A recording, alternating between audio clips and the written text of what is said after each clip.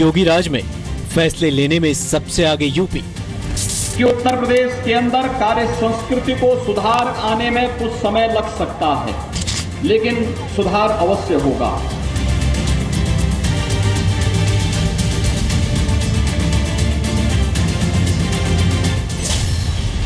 वो फैसले जिनसे बदलेगी यूपी की तकदीर।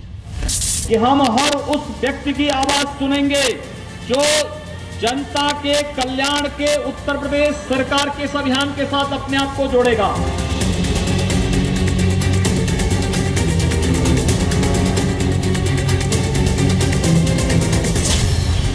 चौबीस घंटे बिजली से लेकर गड्ढा मुक्त सड़क तक। कि 15 जून के अंदर उत्तर प्रदेश की सभी सड़कें गड्ढा मुक्त हो जाएं। हर जिला मुख्यालय को हम 24 घंटे बिजली देंगे। नौजवानों को भरोसा, माफिया को चेतावनी।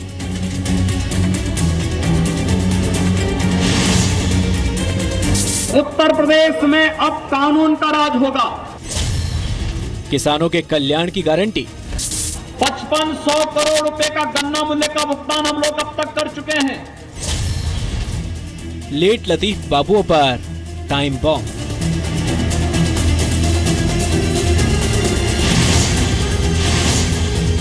शाम को 6 बजे अपने दफ्तर में रहें। माननीय मुख्यमंत्री जी लैंडलाइन पर बात करने वाले हैं। भूखों को भोजन का वादा, मरीजों को इलाज का इरादा।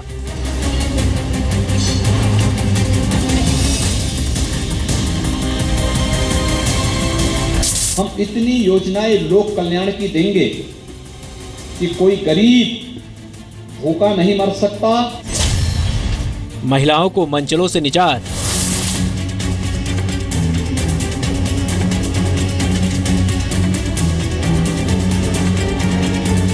उन मंचलों और सौदों पर कड़ाई होनी चाहिए और हमारे लोक कल्याण संकल्प पत्र के तर्ज पर हम लोगों ने एंटी रोमियो स्क्वाड को उत्तर प्रदेश के अंदर सक्रिय कर दिया है। छात्रों को कर्मयोग का मंत्र। एक दिन ऐसा आएगा जब विद्यालय खुलने के लिए या कार्य दिवस का एक भी दिन नहीं बचेगा। इसलिए इस परंपरा को बंद करो, सभी छुट्टियों को निरस्त करो।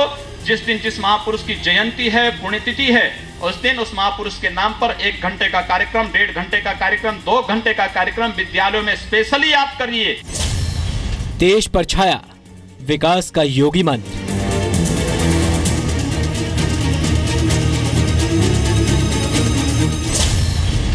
माफिया पर एक्शन से छुट्टी की छुट्टी तक। उत्तर प्रदेश में अराजकता पैदा करने की छूट, फैलाने की छूट किसी को नहीं मिलेगी।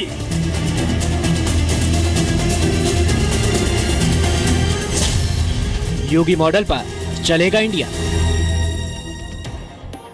नमस्कार, आप देख रहे हैं स्पेशल रिपोर्ट। मैं हूं आपके साथ में मानसा मलिक। उत्तर प्रदेश में योगी आदित्यनाथ की सरकार को बने अभी 50 दिन भी नहीं हुए हैं, लेकिन फैसले लेने और उन पर अमल करने के मामले में योगी आदित्यनाथ की सरकार मिसाल बन गई है। वोट बैंक से ऊपर उठकर समाज के हर तबके के लिए काम करने का लक्ष्य योगी सरकार ने तय किया है। योगी सरकार के कुछ फैसले तो देश की दूसरी राज्य सरकारों के लिए भी मिसाल बन गए। चाहे आप एंटी रोमियो स्क्वाड की बात करें या फिर स्कूलों में छुट्टी कम करने तक के फैसले, इन सभी फैसलों पर दूसरी सरकारें योगी सरकार से सीख रही हैं।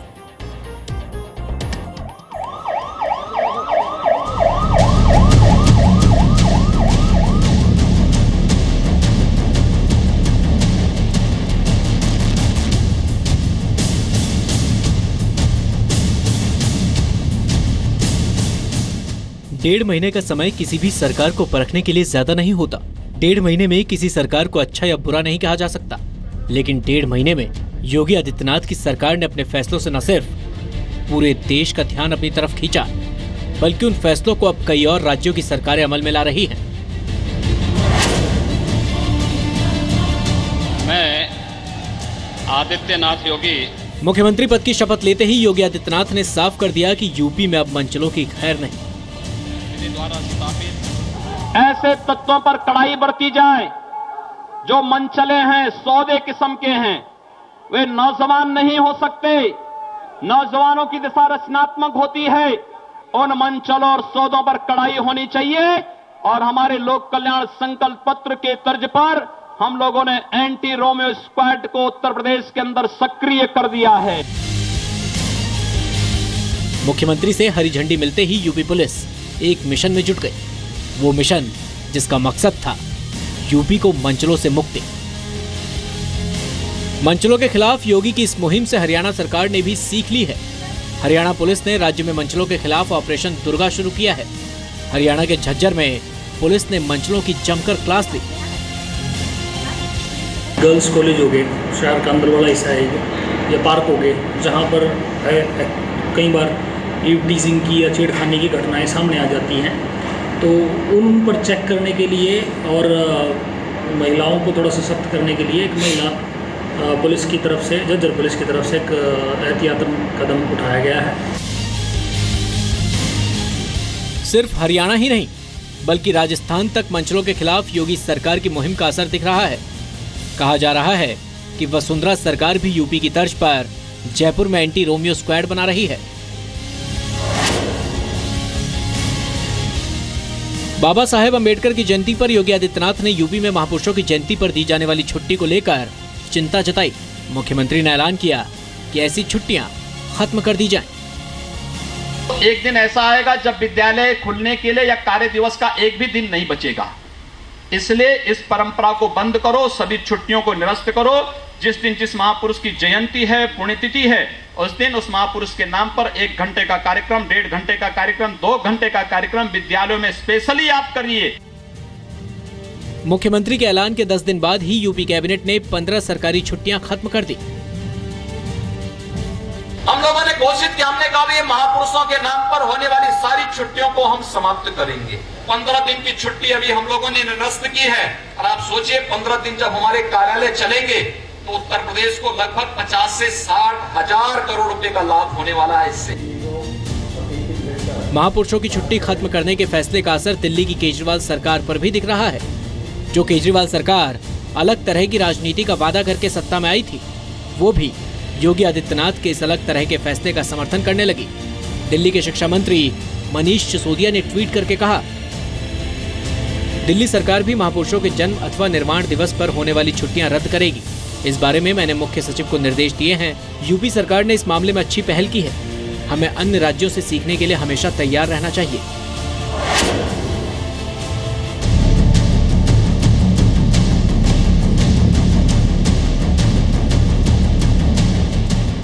यूपी के पेट्रोल पंप पर लूट के खिलाफ योगी सरकार ने बड़ा एक्शन लिया। पेट्रोल माफिया पेट्रोल पंप पर आपकी जेब में डाका डालते थे। चिप और रिमोट के सहारे 10 लीटर पेट्रोल पर करीब 1 लीटर पेट्रोल की चोरी पेट्रोल माफिया कर रहे थे। यूपी पुलिस की स्पेशल टास्क फोर्स ने लखनऊ के पेट्रोल पंप पर छापा मारकर इस हेराफेरी का खुलासा किया। जिन 7 जगहों पर हमने ये कार्रवाई करी, वहाँ पर हमको प्रॉपरली वो उन डिवाइसेस को रेगुलेट करने वाली MCB और रिमोट डिवाइसेस भी हमको मिल गए। साथ ही साथ हमारे साथ वेट्स एंड मेजरमेंट डिपार्टमेंट के लोग थे, जो कंसर्न ऑयल कंपनी है उसके मार्केटिंग ऑफिसर्स थे। उन लोगों ने जब वहाँ पर पेट्रोल का मेजरमेंट किया तो उन्होंने देखा कि पर लीटर पेट्रोल में अलग अलग वेरिएशंस आ रहे हैं। 50 ml, 60 ml, 70 ml कहीं पर था। ऐसा नहीं है कि पेट्रोल माफिया की ये लूट नहीं है। पिछले कई साल से पेट्रोल पंप पर लोगों को इस तरह से लूटा जा रहा है। हर साल अरबों रुपए का नुकसान पेट्रोल भरवाने वाले लोगों को हो रहा था। इस मामले में भी दूसरे राज्यों की सरकार योगी आदित्यनाथ से सीख रही है।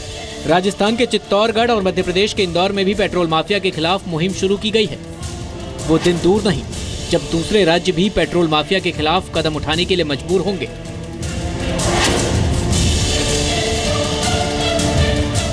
मुख्यमंत्री बनने के साथ ही योगी आदित्यनाथ ने यूपी में जगह जगह चल रहे अवैध बूचड़खानों और बिना लाइसेंस के चल रही मीट की दुकानों के खिलाफ सख्त रुख अपनाया।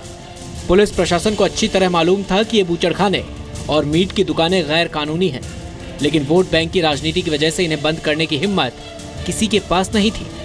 लेकिन योगी आदित्यनाथ ने साफ कर दिया कि गैर कानून गतिविधियों को किसी भी हालत में इजाजत नहीं दी जाएगी। फैसले का जोरदार विरोध भी हुआ। मीट कारोबारी हड़ताल पर चले गए, लेकिन योगी सरकार ने फैसला नहीं बदला। अवैध बूचड़खानों के खिलाफ योगी सरकार की मुहिम को झारखंड और मध्य प्रदेश सरकार ने भी अपनाया। झारखंड सरकार ने तो राज्य के अलग अलग शहरों में अवैध बूचड़खानों और मीट की दुकानों के खिलाफ कार्रवाई की। योगी सरकार के ये कुछ ऐसे फैसले हैं जिनको अभी तक अलग अलग राज्य सरकारों ने अपनाया है। किसानों, देर से दफ्तर आने वाले बाबुओं और जमीन माफिया को लेकर भी योगी सरकार ने अहम फैसले लिए हैं। देर सवेर इन फैसलों को भी अहमियत मिलेगी। विकास का सन्यासी फॉर्मूला कुछ और सरकारों तक पहुंचेगा और तब योगी मॉडल पर चलेगा इंडिया।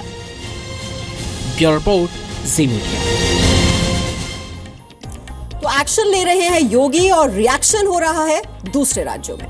योगी आदित्यनाथ के उत्तर प्रदेश में मंचलों और माफियाओं पर किसी तरह का रहम नहीं है, तो जो अपराधी हैं वो खबरदार हो जाएं। वहीं गरीबों, किसानों और दिव्यांगों को पूरी मदद का भरोसा है। योगी सरकार की निगाह अब बिल्डर माफिया पर भी पड़ी है। कार्रवाई के मामले में अब अगला नंबर इन्हीं का है।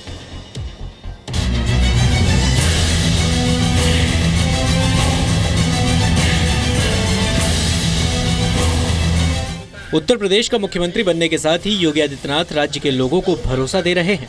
हम इतनी योजनाएं लोक कल्याण की देंगे कि कोई गरीब भूखा नहीं मर सकता और कोई गरीब स्वास्थ्य सुविधा के अभाव में दम नहीं तोड़ सकता। पूर्वी उत्तर प्रदेश के देवरिया में दिव्यांगों की भी मुख्यमंत्री ने सुध ली।